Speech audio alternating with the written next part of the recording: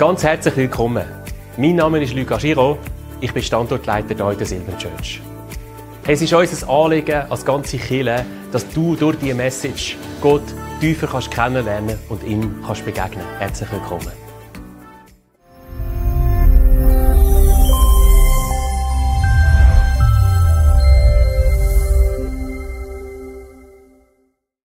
Ja, das Thema vom heutigen Morgen ist mindestens auch so spannend wie all das, was im Gebäude auf uns zukommt. Jesus und der Tod. Das Thema vom heutigen Tag. Und wir haben ja miteinander in den letzten Wochen den Korintherbrief angeschaut. Sehr herausfordernde, sehr spannende Themen. Und heute gehen wir in den letzten Teil in 1. Korinther 15. Wir werden nachher daraus einige Verse lesen. Und redet über das Thema, wo dem Paulus am Schluss ganz wichtig ist. Und es ist interessant, er sagt, in anderen Worten, er sagt, hey, schau, der Tod wird jeden von uns treffen. Der Tod ist etwas, auf uns zukommt, egal ob wir jung sind, ob wir alt sind. Es wird irgendwann auf uns zukommen, bei der einen altershalber, bei der anderen durch Umstand, durch Unfall. Und es wird jeden treffen. Und ich weiss nicht, ob du auch schon Momente hast in deinem Leben, wo du vielleicht auch Todesangst hast gehabt.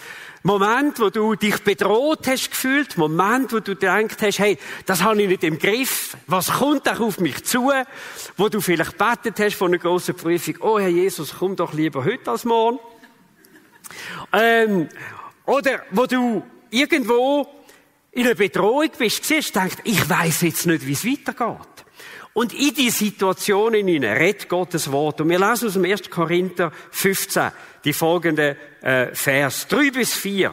Da sagt der Paulus, ich habe euch das weitergegeben, was am wichtigsten ist und was auch mir selbst überliefert wurde, dass Christus A. für unsere Sünden starb, genau wie es in der Schrift steht, B. er wurde begraben, und C, er ist am 3. Tag von den Toten auferstanden, wie es in der Schrift steht. Und jetzt wendet er das an und er sagt, hey, Jesus hat etwas erlebt, etwas, wo auf all die zukommt, wo auch an Jesus glauben. Er sagt, beim Klang der Posaune werden die Toten mit einem unvergänglichen Körper auferstehen. Und wir Lebenden werden verwandelt werden, sodass wir nie mehr sterben. Und die Bibel redet da über ein Leben, über eine Lebensqualität, die auf uns zukommt, wenn wir an Jesus glauben, die einmalig ist. Alle Leid, alles Schmerz, alle Probleme haben einmal ein Ende, sagt die Bibel. Was für eine Zuversicht. Und dann sagt er, ab jetzt eigentlich für die Zeit, wo wir da noch sind, gilt etwas. Und er sagt, wir danken Gott, der uns durch Jesus Christus, unseren Herrn, den Sieg über die Sünde und über den Tod gibt. Deshalb bleibt fest und unerschütterlich im Glauben, liebe Freunde. Setzt euch mit aller Kraft für Silbern ein, für das Werk des Herrn ein. Genau, das ist auch eingeschlossen. Denn ihr wisst ja, dass nichts, was ihr für den Herrn tut, vergeblich ist. Und ich möchte den Text vom Paulus ganz bewusst an dem heutigen Tag nicht in erster Linie auslegen und in dem Sinn, dass wir uns einige Fragen stellen und ich eine Beweisführung nochmal machen über das Thema, ist eine Auferstehung überhaupt möglich? Das machen wir dann vielleicht an der Ostern nächstes Jahr, sondern ich möchte den Text nehmen, die Worte von Paulus, wo er sagt, Gott gibt uns den Sieg über die Sünde und über den Tod. Jesu Auferstehung garantiert nämlich etwas. Sie garantiert deine Auferstehung und sie garantiert meine Auferstehung. Sie gibt uns eine Perspektive, wo wir sagen, weisst du was? Der Tod und alles Leid letzten Endes sind nichts im Vergleich zu der Auferstehung, die auf uns zukommt. Das ist unsere Hoffnung. Du verstehst, gibt dir die Hoffnung, durch die grössten Nöte, Schwierigkeiten und Probleme in deinem Leben können zu gehen, weil du weisst, der Tod und jede Bedrohung, die kommt, hat nicht das letzte Wort in meinem Leben, sondern ich werde auferstehen, komme was da wolle. Und so will ich den Text in unsere Zeit hineinnehmen, weil wir leben in einer Zeit von einer riesen Bedrohung. Wir sagen, wir leben in einer Zeit von einer Multikrise. Seit dem Zweiten Weltkrieg haben wir auf dieser Welt nie mehr so eine Bedrohung gehabt wie heute. Und ich weiss nicht, was deine Meinung ist, was du denkst, ob wir einem Weltfrieden näher stehen oder eher einem dritten Weltkrieg. Die grossen Herrscher von dieser Welt, ein Putin, Wladimir Putin, ein Donald Trump, ein Xi Jinping, sie halten unsere Welt in Atem und keiner von uns weiss, was morgen kommt.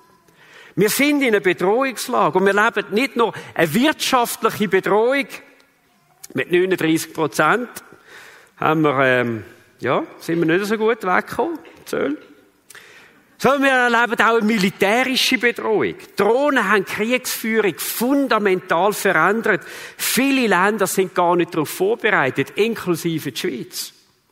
Und nicht nur das, wir erleben religiöse Bedrohungen. Wer heute zu Jesus steht, wer heute zu biblischen Wert steht, der wird in unserer Zeit gecancelt. Dem wird die Rede- und Meinungsfreiheit über seinen Glauben abgesprochen. Ich weiss von Lehrkräften, die bedroht worden sind, selbst wenn Kinder fragen in der Schule, ja, was glauben denn Sie? Dass sie öffentlich dazu dürfen stehen, dass sie an Jesus glauben. Auf der anderen Seite machen woke Ideen Furore.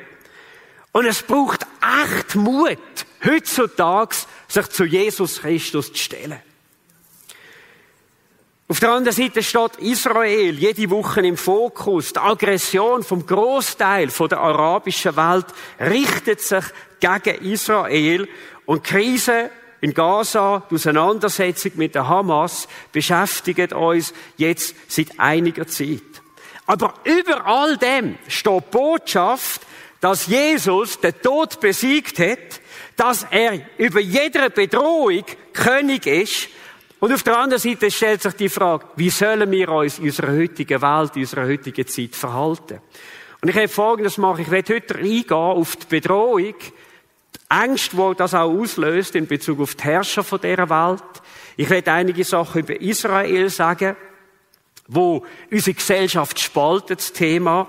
Und ich werde ein paar Sachen sagen über das Böse überhaupt in dieser Welt. Und dann werden wir am Schluss hineinschauen und sagen, hey, wie sollen wir uns als Christen in der heutigen Zeit denen verhalten? Wie sollen wir leben? Lass mich zuerst einmal über die Herrscher von dieser Welt reden. Wir leben in einer Zeit, wo wir weltweit die Tendenz haben, dass über die Regierungen gelästert wird. Die Schweiz, wenn du die Medien anschaust, hat ihre Position bezogen in Bezug auf die Herrscher von dieser Welt. Also es gibt eine grosse Gefahr, dass auch Christen sich mitreissen lassen über das Lästern, über das negative Reden. Aber schau, die Bibel sagt etwas anderes. In Römer 13,1 heisst, alle Regierungen haben ihre Vollmacht von Gott. Was heisst das? Die Bibel sagt uns, dass Gott Herrscher von dieser Welt nicht nur zugelassen hat, sondern dass er sie eingesetzt hat. Was heisst das? Das heisst nicht, dass die Herrscher von dieser Welt jetzt einfach so handeln, wie es Gott gefallen. Aber es heisst, dass Gott letzten Endes die Fäden über der Weltgeschichte und die Geschichte auch von unserer Zeit in seiner Hand haltet. Gott ist souverän. Es sind nicht die Herrscher von dieser Welt, wo die Welt regieren. Über allem steht ein lebendiger Gott, der alles in der Hand hat. Der Daniel, der weise Berater von einem der grössten Könige auf dieser Welt, hat schon gesagt, Gott setzt Könige ab und er setzt andere als Könige ein. Denken wir nur ans Alte Testament, an Pharao beispielsweise, wo das Volk der Israeliten so unter Druck gesetzt hat, bedroht hat und unter dem der erste Genozid an Kindern stattgefunden hat. Da sagt Gott, jetzt sollst du sehen, was ich dem Pharao antun werde, sprach der Herr zu Mose. Ich werde ihn mit meiner mächtigen Hand zwingen, die Israeliten ziehen zu lassen. Ja, wenn ich ihn mit meiner Hand zwinge, wird er sie sogar aus seinem Land jagen. Und er erinnert Israel daran und sagt, weisst du was, auch wenn ihr euch so bedroht fühlt, auch wenn ihr euch fragt im Moment, warum lässt Gott das zu? Ihr müsst wissen, Gott hat einen Plan und der wird in Erfüllung gehen. Oder ich denke an Kyros, König der Perser und Elamiter. Es heißt über ihn in Esra 1, er, Gott ist das, entflammte den Geist des Kyros, sodass dieser die folgende Erklärung abfassen und im ganzen Reich verkündigen ließ. Der Herr, der Gott des Himmels, hat mich dazu bestimmt, ihm in Jerusalem, in Juda, ein Haus zu errichten. Und auch er und seine Geschichte erinnert uns daran, es ist letzten Endes Gott, der die Fäden in der Hand haltet. In Offenbarung 17, im letzten Buch der Bibel steht, Gott hat ihnen, den Herrschern dieser Welt ist das, einen Plan eingegeben, der sie zu Werkzeugen seiner Absicht macht. Und für uns als Christen heisst das, wir haben eine ganz andere Perspektive. Wenn die Welt noch so bedroht ist und wenn die Herrscher von dieser Welt noch so viele Sachen machen, die wir nicht einordnen können, wir sind relaxed. Wir sind entspannt, weil wir wissen, Gott hat letzten Endes die Fäden in der Hand. Schauen wir mal, wir können sogar zurückgehen in den Zweiten Weltkrieg. Genozid der Juden. 6 Millionen Juden sind umgebracht worden. Und es ist menschlich nicht nachvollziehbar gewesen, warum kann Gott so etwas zulassen.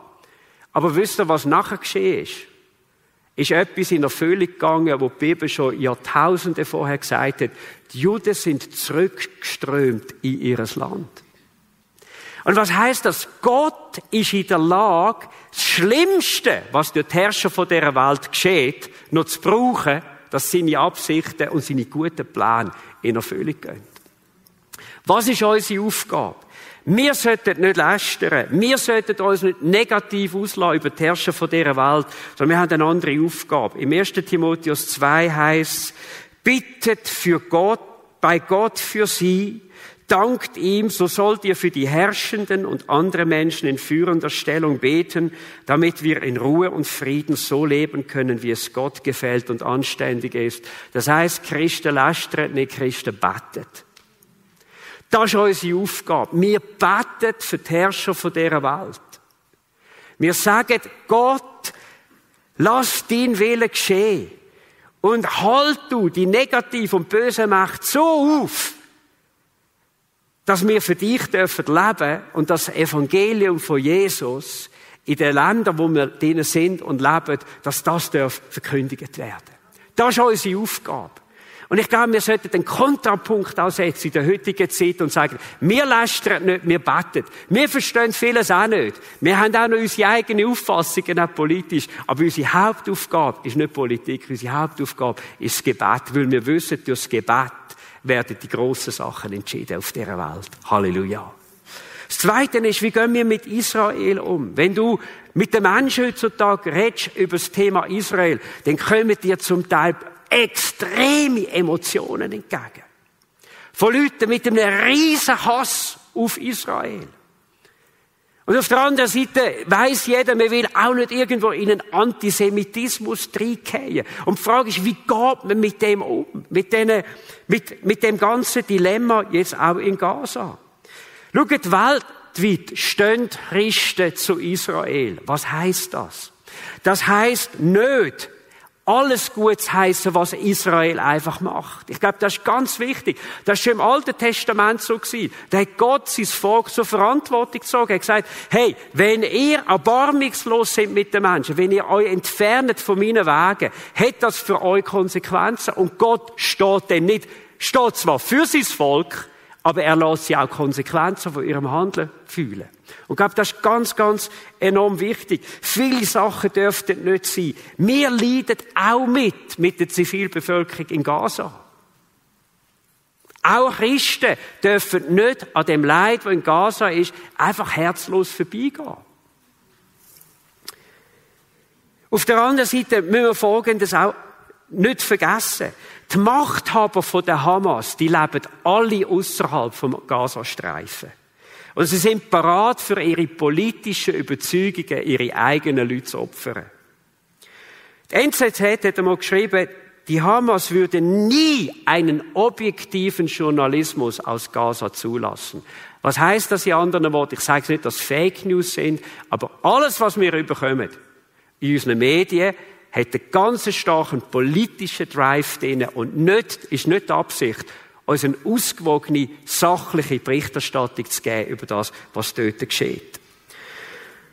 Und jetzt kommt etwas dazu, wo vielleicht für die jüngere Generation nicht so einfach ist zum Nachvollziehen. Aber wir haben jetzt 3 Jahre, erleben wir dort die Aggression mit. Aber wir dürfen nicht aus 3 Jahren Kenntnis von einer Geschichte meinen, wir verstehen 3000 Jahre Geschichte, die dort dahinter steht. Das wäre etwa so, wie wenn du in den 100. Stock würdest fahren, irgendwo in einem Wolkenkratzer, rausgehen und sagen, ich erkläre euch jetzt, wie das geht mit dem Bungalow, wo wir dort drinnen wohnen. Nein, es ist kein Bungalow, es ist ein Wolkenkratzer und unten dran hat es 99 Stück. Und so ist es mit der Geschichte von Israel. Sie ist sehr, sehr komplex. Aus diesen letzten 3 Jahren kann man nicht sich eine klare Meinung bilden über das, was geschieht, wenn man die anderen 3000 Jahre nicht berücksichtigt. Zur Erinnerung, was am 7. Oktober 23 geschehen ist nicht der Anfang von einem Krieg, sondern ist Terror gewesen.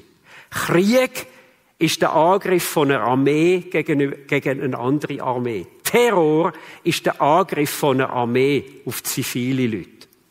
Das ist der grosse Unterschied. Es war ein Akt von einem grausamen Terror gewesen, weil wir nicht militärische Ziele im Fokus hatten, sondern zivile. 1200 Menschen sind gestorben, 250 Menschen sind verschleppt worden. Warum stehen wir mit Israel? Wir stehen mit Israel darum, weil kein anderes Volk in der Weltgeschichte derart unter Aggressionen, Ausgrenzung und Gewalt gelitten hat wie Israel.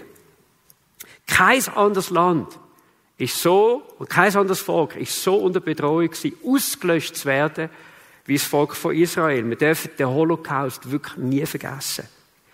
Aber warum? Und jetzt kommt etwas rein, wo es komplett weggeht eben von der politischen Einordnung von diesen Sachen. Und das ist das. Es sind nicht in erster Linie politische Sachen, die das Problem sind, sondern es ist ein geistliches Problem. Und das ist das, was viele Menschen nicht verstehen. Und das ist auf der anderen Seite auch das, was wir verstehen sollten, um die Situation dort auch besser einschätzen können. Schaut, Satan hasst das Volk von Gott. Satan hasst Israel, wie notabene auch alle Christen auf dieser Welt. Was hat Satan nicht alles unternommen, um Israel auszulöschen? Wir schauen zurück an Messias, der gekommen ist vor 2000 Jahren. Jesus. Und wir haben den zweiten Genozid an Kindern. 3 Jahrgänge sind komplett ausgelöscht worden bei den Juden. In Bethlehem. Und so anerkennen wir, dass Israel Gottes auserwähltes Volk ist. Und was sollte jetzt unser Hauptanliegen sein? Und ich sage, unser Hauptanliegen, egal wie wir uns politisch orientieren, sollte das Anliegen sein, das Jesus hatte für Israel. Das sollte unser Hauptanliegen sein als Christen und auch in der Kirche. Und was hat Jesus gesagt? Er hat gesagt, und er betet für Israel und er hat gesagt, wenn doch du nur würdest erkennen, was zu deinem Frieden dient.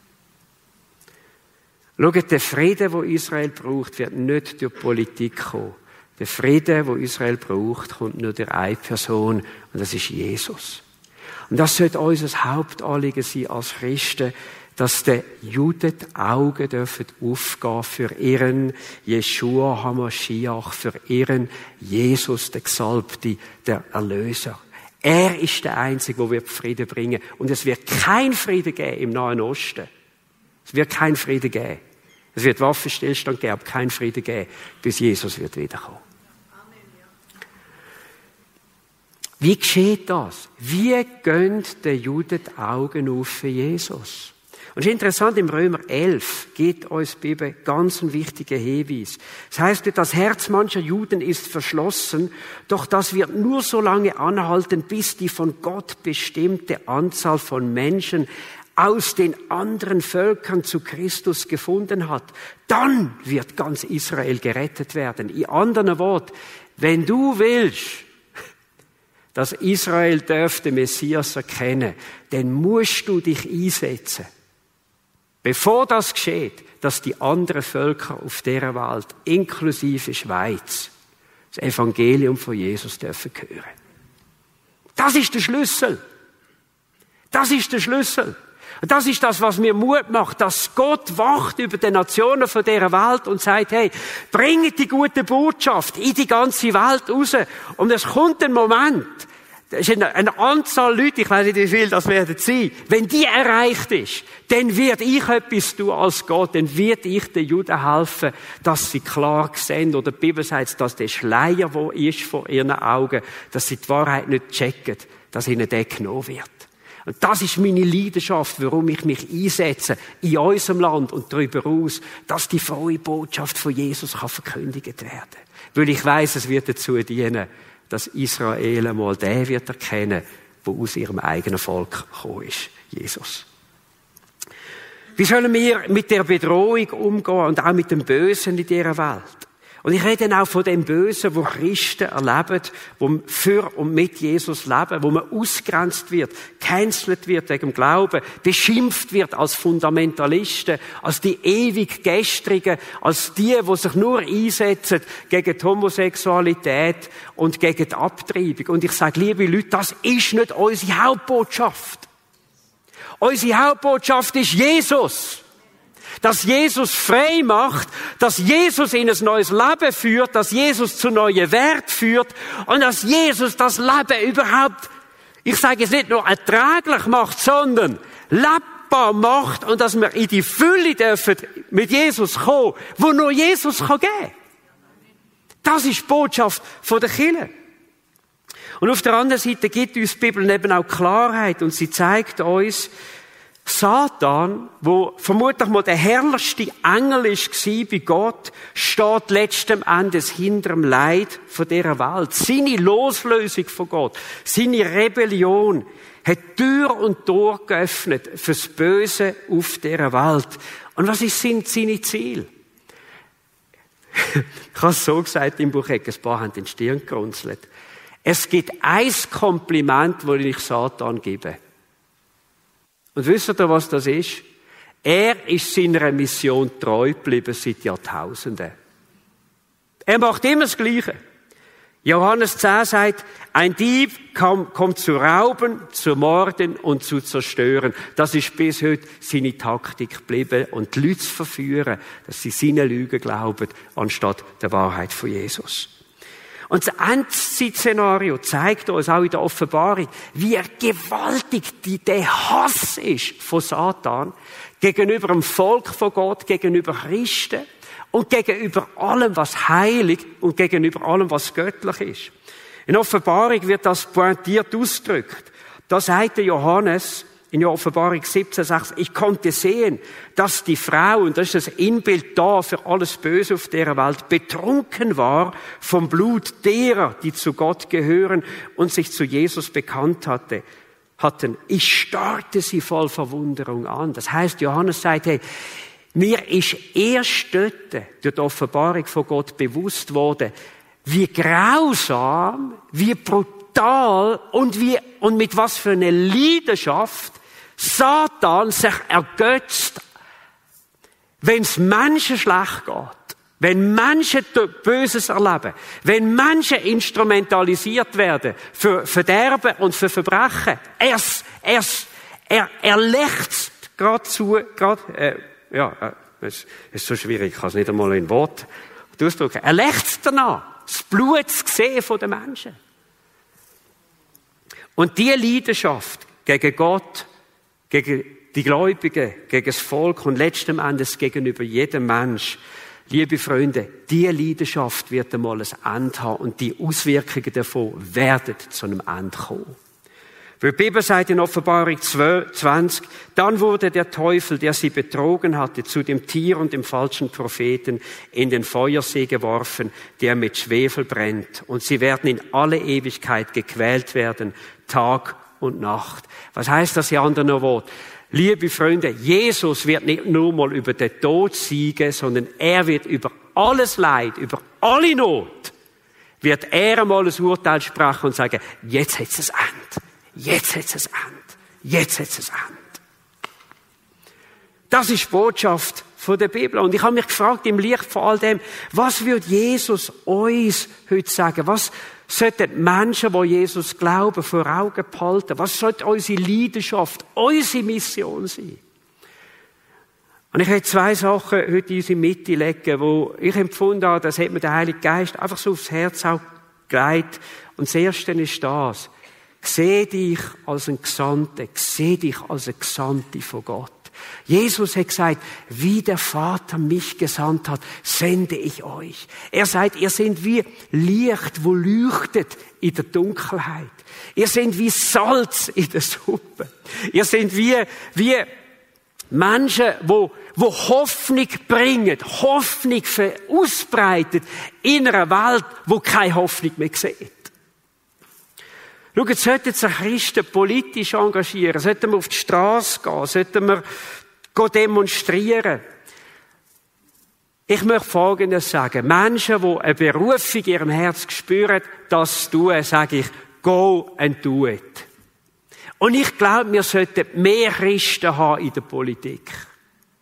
Weil sie Menschen sind, die durch ihre Gegenwart und durch ihre Werte etwas aufhalten von dem, was an Destruktivem in unserer Welt läuft. Und zwar, wir haben ein biblisches Beispiel, das war der Daniel. Das war seine persönliche Berufung. Er war in der Politik tätig, als überzeugter Gläubiger. Und durch seinen Rat, durch seine Präsenz ist viel, viel geschehen, was von Gott her geplant worden ist für die damalige Zeit. Aber die Mission der Kirche ist nicht politisch. Die Mission der Kirche, die Mission von uns ist die und wird sie bleiben, die frohe Botschaft von Jesus Christus verbreiten. Warum sage ich das so dezidiert? Schaut, Jesus hat vieles können sagen gegen die Gemeinheit und Ungerechtigkeit der Römer zur Zeit, wo sie Juda besetzt haben. Und Jesus hat sich nicht einmal politisch geäußert. Schon interessant. Ein Paulus hat vieles zu sagen gehabt, auch gegen die damalige Sklaverei, Abtreibung, Kindermord etc. Das war normal in der damaligen römischen und griechischen Kultur. Und er sagt nicht einmal etwas dagegen. Wisst ihr warum? Schaut, es hat mit der Kraft der Botschaft von Jesus zu tun. Es ist nicht am Schluss Politik, wo Menschen verändert, sondern es ist die Botschaft von Jesus, wo Menschen verändert. Schaut, wenn jemand Jesus kennenlernt, dann geschieht etwas. Er erlebt Gottes Vergebung für seine eigene Schuld. Er erlebt, dass sein Herz frei wird von eigener Schuld, dass sein Herz frei wird von Aggression, von Zorn, dass sein Herz verändert wird und sein Herz kann lieben, kann Erbarmen haben. Und das sind die Werte, wo nur Jesus ins Leben von einem Menschen hineinlegen kann und einen Menschen fundamental verändern kann. Ich habe letzten Sonntag mit einer jungen Frau geredet, die misshandelt wird daheim, misshandelt zur Gewalt. Und sie sagt, Matthias, ich hätte das nicht ausgehalten, wenn ich nicht Jesus hatte, als ich mich vor 3 Jahren zu Jesus bekehrt habe, habe ich gemerkt, da kommt etwas, wie wir es gesungen haben heute Morgen, von der Gegenwart von Jesus in mein Leben. Und es hat mir geholfen, mit allem Leid, mit aller Not, mit aller Gewalt daheim zurechtzukommen. Ich kann heute smilen, obwohl sich daheim nichts verändert hat. Das ist wegen Jesus. Liebe Freunde, wir dürfen die Kraft vom Evangelium nicht unterschätzen. Es ist das, was Menschen verändert. Und das ist die Botschaft von der Hoffnung, die wir weitergeben wollen. Lasst uns nicht einschüchtern von den Androhungen und den Drohungen in unserer heutigen Gesellschaft. Es ist normal. Das ist die Strategie vom Find. Die ist schon so alt, wie es der Teufel gibt. Wisst ihr, was mich inspiriert? Ich bin ja mehr jetzt am Reisen auf die Mission. Wenn ich mit verfolgten Christen rede, dann sagen sie mir, weisst du was, Matthias, man kann uns irdische Leben nehmen, aber nicht das Ewige. Und schau, das kannst du nur, die Gewissheit hast du nur, wenn du weisst, du gehörst zu Gott, du bist erlöst, du bist ein Kind Gottes. Und du weisst, so wie Jesus auferstanden ist, wird auch ich auferstehen. Und Gott hat mir die Macht über den Tod gegeben. Das ist das, was unser Leben fundamental verändert. Und das Zweite ist, nicht nur, dass wir uns als Gesandte sehen, als Licht in einer dunklen Welt, sondern dass wir unseren eigenen Glauben heilig und brennend erhalten. Ich weiss, dass sehr viele Menschen und auch Christen durch sehr viele Emotionen auch gegangen sind die letzten Jahre, auch durch die Krise, inklusive Corona. Ich weiss manchmal heute noch nicht, ob wir es wirklich richtig verdaut haben. Aber denkt daran, was Jesus gesagt hat. Er hat gesagt, egal was kommt, sagt er, fürchtet euch nicht. An anderer Stelle sagt Jesus, erhebt eure Häupter oder erhebt dein Herz, sagt im Gemüt, freu dich an Gott und abermals sage ich, freue dich. Wir haben eine andere Grundhaltung, eine andere Lebenseinstellung als Christen. Wir wissen, jeder Tag hat einen Grund, um sich zu freuen, weil wir wissen, Jesus lebt. Jesus hat es im Griff und Jesus ist Herr über die Welt und über die Weltgeschichte. Und vielleicht musst du etwa dir mal am Morgen in den Spiegel schauen und sagen, hey, wenn ich Christ bin, ich kann mir es nicht erlauben, mit einem Stein aus dem Haus zu gehen. Also ich meine nicht einen Stein aus dem Garten, einen Stein. Wir haben so viel Grund, uns zu freuen. Wir haben so viel Grund. Hey, ich sage jetzt, ohne Furcht durch das Leben zu gehen.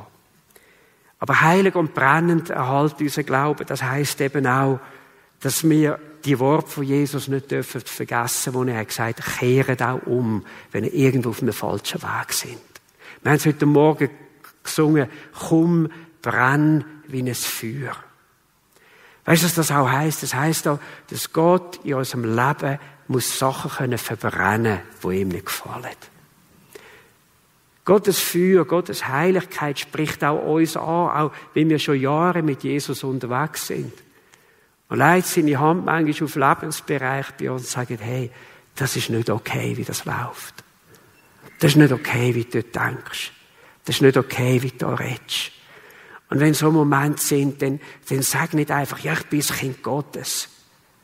Dann sag, Herr Jesus, mach mich dir ähnlich. Erlauben wir, dass das Feuer von Gott Sachen in unserem Leben verbrennt, die Gott nicht gefallen. Warum? Gott sagt, am Schluss will er, dass unser Leben ist wie Gold, wie Edelstein. Dass unser Leben Bestand hat, wirklich auch von Gott, auch ganz praktisch, wie wir leben. Und dann erbaut er einfach auch den Glauben, wirklich den Glauben an Jesus. Bet, bist ein Mensch vom Gebet. Bet auch in neuen Sprachen, wie uns der Paulus lehrt. Er sagt, ich bete mehr in neuen Sprachen. Das ist die Gebetssprache, die der Heilige Geist will geben. Als ihr alle, sagt er, bete mehr so. Warum? Er sagt, da geschieht eine innere Kraft, eine innere Erbauung, wo nicht kommt durch eine Predigt, wo nicht kommt durch das Bibellesen, wo nur kommt durch die Art vom Gebet. Bete in neue Sprachen, such Gemeinschaft mit anderen Gläubigen, lies Gottes Wort, teil deinen Glauben und eins musst du wissen, in 1. Korinther 15 heißt, ich sag's nochmal aus dem Wort Gottes heute raus, bleibt fest, unerschütterlich im Glauben, liebe Freunde, setzt euch mit aller Kraft für das Werk des Herrn ein, denn ihr wisst ja, dass nichts, was ihr für den Herrn tut, vergeblich ist. Weißt du, was das heißt? Es lohnt sich, dran zu bleiben, Gott zu dienen. Und wenn du Gott noch nicht dienst, dann bitte, spuck in die Hände. Nein, das darfst du nicht mehr machen. Klatsch in die Hände und pack mit an. Weil es nicht vergeblich ist. Ich kann mich erinnern, in meiner Teenagerzeit bin ich Rangerleiter gewesen, Royal Rangerleiter, über längere Zeit, und ich hatte einen jungen Teenager bei mir gehabt. Und der hat einfach wie nichts gesagt. Der war einfach dort gewesen. Ich habe immer wieder geredet mit ihm, wie geht's dir? Gut. Gibt's etwas, was dich beschäftigt? Nein. Etwa 2-3 Jahre ist das so gegangen. Und ich bin wirklich fast verzweifelt. Ich habe gesagt, bringt mein Einsatz irgendetwas in dem seinem Leben? Passiert wie nichts. Und dann hat mir in dieser Zeit eine Missionarin genau den Bibelvers gegeben und sagt, setz dich ein mit aller Kraft. Du musst wissen, es ist nicht vergeblich. Warum nicht vergeblich? Du siehst das Resultat von dem, was du tust, nicht immer gerade. Setz dich ein. Vor 9 Tagen habe ich den jungen Mann wieder gesehen. Und er ist heute Familienvater, hat 5 Kinder.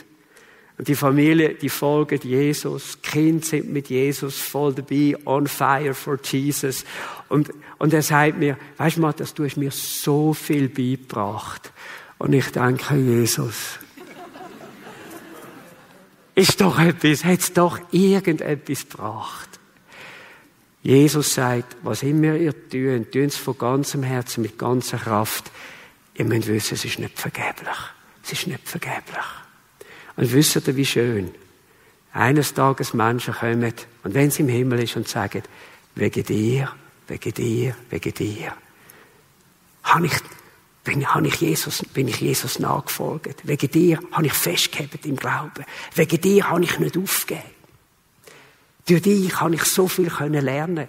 Liebe Leute, ich kann sagen, das ist am Schluss wichtiger, als wie dein Jahresabschluss im Business war. Oder ob du ein grosses oder ein kleines Haus hast, ob du schöne Kleider hast oder Secondhand-Kleider. Das triumphiert über allem. Es ist nicht vergeblich, Gott zu dienen. Liebe Leute, ich möchte uns einladen, dass wir doch aufstehen miteinander und dass wir einstimmen, wenn das Worship-Team kommt, in einer von diesen ganz, ganz grossen Aussagen aus dem Neuen Testament, in Offenbarung 15, eine gewaltige Doxologie, eine Verherrlichung von Gott. Und vielleicht könnten wir es sogar miteinander sagen, weil ich denke, das ist auch Anbetung, wenn wir Gott anbetende Gebet nehmen und einfach Gott auch am heutigen Tag so zusprechen und sagen, Gott, du bist Gott über allem. Der Text ist eigentlich eine Zusammenfassung von der heutigen Predigt. Das heisst, groß und wunderbar sind deine Taten, Herr Gott, Allmächtiger. Gerecht und wahrhaftig sind deine Wege, König der Völker. Wer sollte dich nicht fürchten, Herr, und deinen Namen verherrlichen? Denn du allein bist heilig. Alle Völker werden kommen und vor dir anbeten, denn deine gerechten Taten sind offenbart worden. Groß und wunderbar ist unser Gott. Groß und wunderbar ist auch Gott für dich und auch für dein Leben. Und wenn wir jetzt dann miteinander in eine Zeit gehen, auch, wo wir einfach auch vor Gott so stehen, in der Anbetung, im Gebet, dann glaube ich, dass Gott auch einzelne von uns heute Morgen einfach anspricht. Vielleicht bist du da und du sagst, hey, ich habe so viele Emotionen gehabt in den letzten, vielleicht auch Monaten, vielleicht Jahre, seit Corona, was auch immer.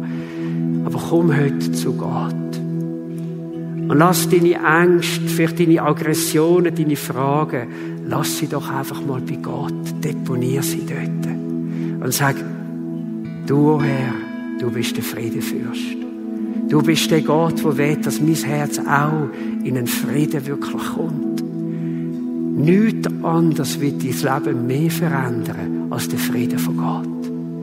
Und er möchte heute Morgen kommen und ich glaube, Menschen sind da, die den Frieden von Gott brauchen. Vielleicht bist du da und du sagst, hey, ich habe gelästert über Menschen, über Herrscher, über Leute in Autorität, über Politiker. Hey, vielleicht ist ein Moment da, wo du heute Morgen kommst zu Jesus und sagst, es tut mir leid, ich hätte beten und nicht lästern. Bitte Gott um Vergebung und wird so eine Person, die betet für die Obrigkeit, betet für Menschen, die in Autorität sind. Hey, vielleicht bist du da und du hast Angst vor dem Tod. Weisst du was? Du darfst heute Jesus so begegnen, dass die Angst vor dem Tod seine Macht verliert. Und vielleicht kennst du Jesus noch nicht. Dann kannst du heute Morgen, in dieser Zeit, kannst du kommen und sagen, ich möchte doch anfangen, an den Jesus zu glauben. Ich möchte die Vergebung von meinen Sünden erleben. Ich möchte Frieden mit Gott erleben.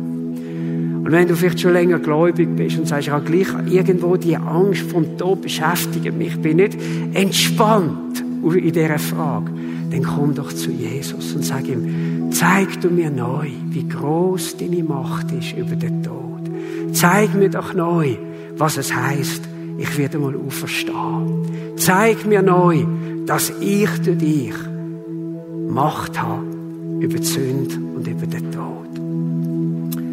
Und wir haben zu eurer Rechten unseren Ministry-Bereich, wo wir auch hingehen dürfen. Und wenn du merkst, hey, heute wäre der Moment, sollte ich beten mit jemandem, oder ich will beten für mich lassen, dann nimm doch jetzt die Zeit, wenn wir ins Worship hineingehen, zusammen mit dem Hini und seinem Team, um einfach Gott zu begegnen. Gang aber nicht raus aus dem Raum, ohne dass du dein Herz hast können öffnen und sagen, Jesus, du, der gestorben ist für mich, du, der verstanden bist, begegne mir.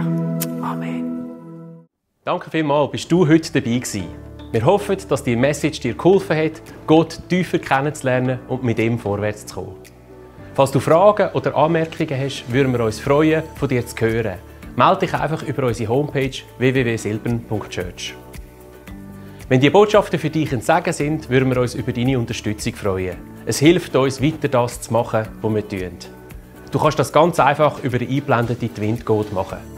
Natürlich gibt es auch noch andere Möglichkeiten, die findest du auf unserer Homepage unter www.silbern.church/spenden. Hey, und so wünschen wir dir Gottes Segen und seine Power. Bis gleich.